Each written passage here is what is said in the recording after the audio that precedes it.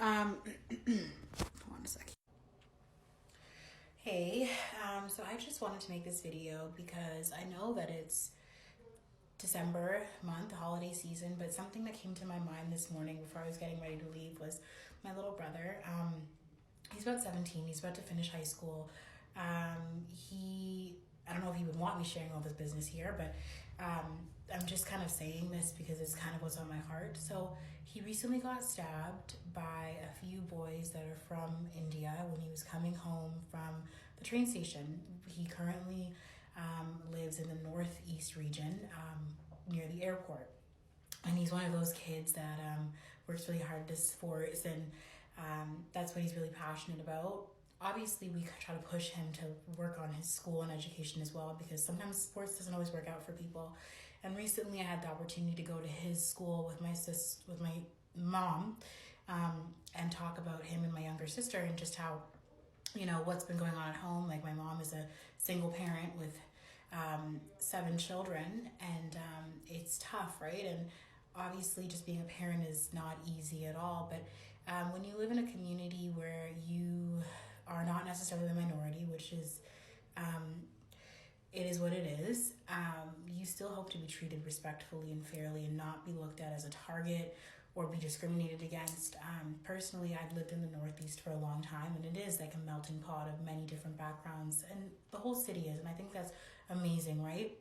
But we should definitely be respecting one another. And the police were later on involved because my brother was stabbed by these group of boys, and he's someone that is actually a really good Samaritan. Like, I'm someone that struggled with addiction for a long time. I've drank, I've partied, all these things. My brother hasn't even done that. Who knows if he'll ever want to drink if he goes to a club or a bar one day. But it's just like, protection of kids, and like what you say to, like, your younger siblings or your cousins, or your friends siblings or whatever. Like, be mindful of the youth, because we were one once too. And it's like, what would drive these other young boys from India to be carrying a weapon? I don't know, per se. I don't really need to share about that, but it's like, to go hurt another boy.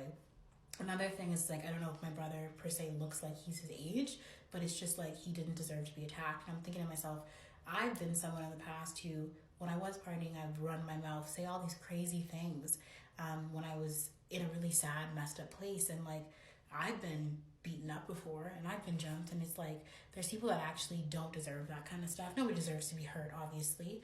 But yeah, it just made me think, like, I'm so grateful for this holiday season, because like, I almost lost him. And when I went to the parent-teacher conference and I was advocating for my mother, like, what's been going on at home, like, my younger brother, he doesn't really have his father figure so much in his life.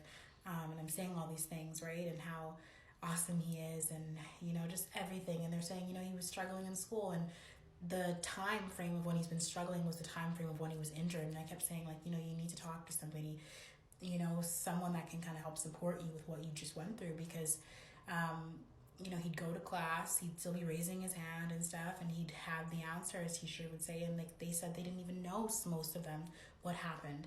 Another teacher said they heard about what happened. And my little brother was talking about potentially being a police officer. When he got older, he spoke to his TA about this, and it made me think to myself, honestly, because he felt fear. He felt like he wasn't protected, and he wants to be there to protect someone else. Regardless if he ends up actually doing that or not, I'm really grateful that I was able to go to the school and support and advocate on his behalf and explain what's happened. And, they've given him a bit more time in his classes and everything. Who knows if my brother would actually want me to be sharing this stuff or not. I do have to be mindful, because sometimes people will still try to hurt you by hurting the ones you love. I don't think it was necessarily a targeted attack. I don't know. This happened a while ago, and I'm just happy that the police have dealt with it. But it's just like, we live in Calgary, Alberta. I already know there's a lot of stuff going on, crime, whatever. I'm not here trying to, pop someone's shit or like say somebody's stuff, but it's just like, you can't just be fighting people for for what actual reason, you know what I mean? And it's more than, you're not trying to hurt somebody for like respect or something like that. And you're definitely not trying to fight for someone's, like dependence or anything, or like fight for like someone to feel safe. Like, you're literally just carrying a weapon around and you think you're having a fun time and you're just being stupid. Really.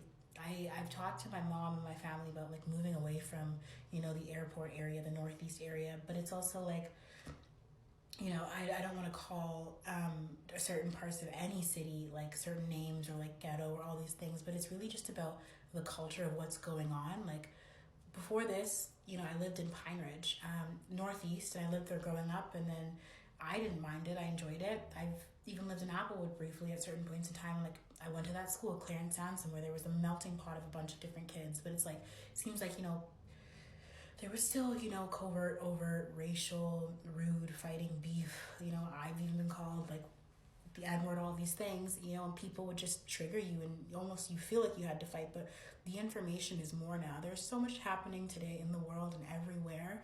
You know, there's fighting in Israel, all these places, right? And it's like, what are we actually fighting for here? Because that is not that's not your real enemy, you know? When you're at a station and you're trying to just hurt some random civilian that's just going about their day to day, you know, you don't know what somebody else is going through. So I just, it's really stressful because I'm pretty certain those other kids that did that to my brother, they're kids as well. So it's just like, hopefully, you know, if anyone sees this, I really hope it's like high school students or any students, youth, you know, because I'm thinking about my younger siblings or my friends' siblings, you know, cousins and stuff. And it's like, we need to change the way we do things because one day, you know, I don't want to say one day or project, but like I know for myself, I was on a really fucked up path for a long time. And now I feel like I'm just getting back. I'm definitely not perfect at all. And I've definitely had my fair share of rough moments living in Calgary, Alberta, all different quadrants. But I'm also so grateful to be from this place and living here now. Obviously, I wasn't born here originally, but I'm just like, what is going on? Like, peace and love is what's supposed to be happening. And I want to live in a place where I feel comfortable, where this kind of shit doesn't just happen for no reason, you know, it's safety. Because like when you look at it from this point of view, it's like kids, I'm still a young person too, but it's like we are all of this earth, you know, we deserve better. We shouldn't be in this, but yeah. I just had to take a deep breath. Like I kind of kept this to myself for a long time. I wanted to share about this, but I just kept it to myself. And yeah, I hope whoever sees this, you get what I'm saying. This is just me making a quick video. And yeah, have a good rest of your afternoon.